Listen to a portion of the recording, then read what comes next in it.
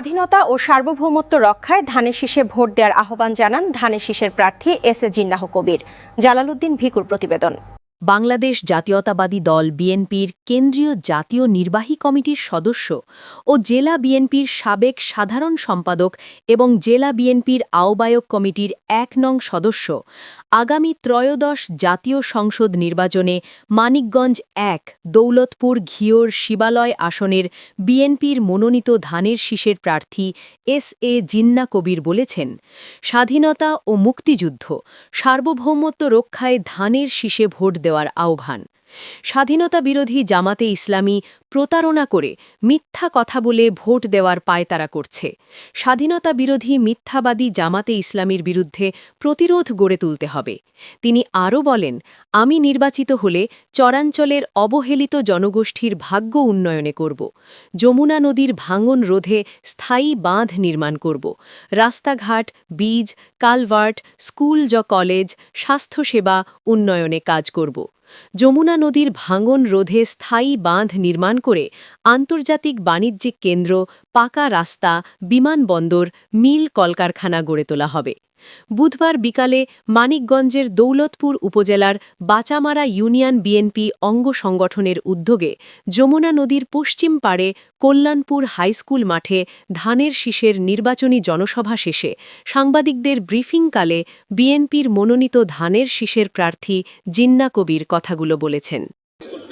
কারণ আপনি নির্বাচনী এলাকার প্রান্তিক মানুষ যারা আসলেই দুর্দশাগ্রস্ত কৃষক, শ্রমিক এবং মেহনতি মানুষের প্রয়োজন, তাদের কি প্রয়োজন, কি হলে আগামী দিনে তারা মাথা উঁচু করে দাঁড়াতে পারবে, সেই জিনিস নিয়ে আপনি ভাবেন, সেই বিষয়গুলো নিয়ে আপনি পরিকল্পনা করেন।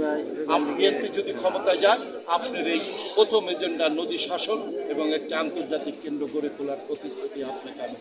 কিন্তু 18 সালে আপনারা জানেন, দুর্ভাগ্যবশত দিনের রাত্রে করে তৎকালীন সরকার ক্ষমতায় যায়। ইনশাল্লাহ সেই বিভীষিকাময় 15টি বছর ভুলে গিয়ে আমরা আগামীতে যে গণতান্ত্রিক পদ্ধতিতে একটি নিরপেক্ষ নির্বাচন হবে, সেই নির্বাচনে বাংলাদেশ জাতীয়তাবাদী দল এককভাবে অংশগ্রহণ করে আশা করি সংখ্যাগরিষ্ঠতা নিয়ে আগামীতে এই দেশের সরকার গঠন করবে।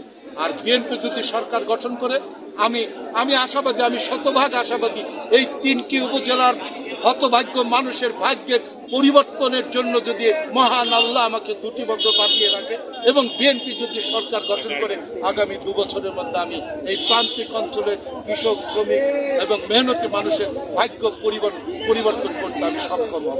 আমার পরিকল্পনা বাস্তবায়ন হলে উন্নত রাস্তাঘাট হবে, উন্নত চিকিৎসা হাসপাতাল গড়ে উঠবে, এই এলাকার মানুষের পড়াশোনার জন্য আন্তর্জাতিক মানের স্কুল কলেজ গড়ে উঠবে এবং আন্তর্জাতিক মানের যোগাযোগ ব্যবস্থা গড়ে উঠবে। যে কারণে আমি আশাবাদী, বিএনপি ক্ষমতায় আসলে তারেক রহমান সাহেব এই দেশ পরিচালনার সুযোগ পেলে আমি আমার দল এবং আমার সরকারের কাছ থেকে এই স্থায়ী নদী শাসন এবং আন্তর্জাতিক বাণিজ্য কেন্দ্র গড়ে তোলার যে পরিকল্পনা, সেটা আমি বাস্তবায়ন করতে পারবো।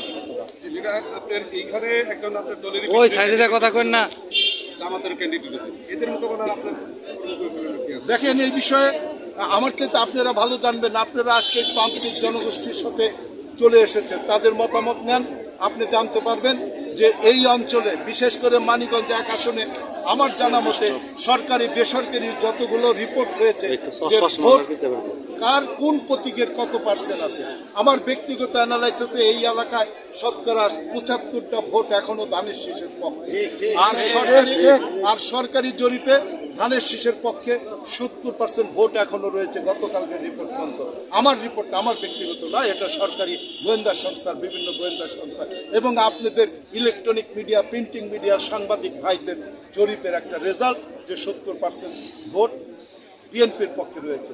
তাহলে সেই হিসাবে এইসব বিষয় নিয়ে আমার কোনো চিন্তা বা চিন্তিত হওয়ার কারণ নেই। বাকি 30% ভোট, 70% যদি বিএনপির পক্ষে থাকে, বাকি 30% ভোট অন্য যারা প্রার্থী রয়েছে ধানের শীষ বা কি ট্রাক মার্কা, যা পাখা মার্কা, তারা ভাগ করবে, তারা ভাগ করে নিবে। সেই কারণে এই বিদ্রোহী বলবো না আমরা। আপনারা জানেন, এই ব্যক্তি যিনি আজকে বিএনপির নাম নিয়ে বারবার বিএনপির ক্ষতি করার জন্য কাজ করে গিয়েছে, আপনারা জানেন 2096 সালে, 2008 সালে উনি আমাদের প্রয়াত নেতা খন্দকার দেলোয়ারের বিরুদ্ধে স্বতন্ত্র ইলেকশন করে ধানের শীষকে হারিয়েছিলেন।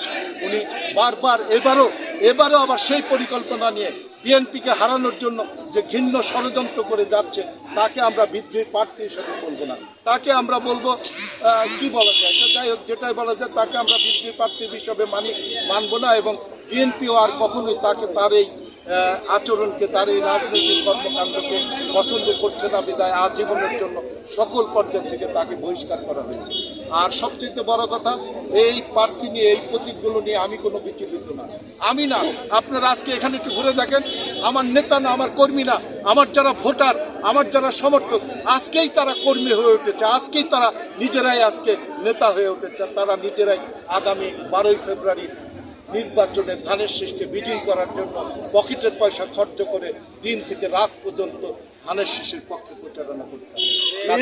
কাজে আপনাদের এই প্রশ্নের সঠিক উত্তর আমি দিতে পারলাম কিনা জানি না।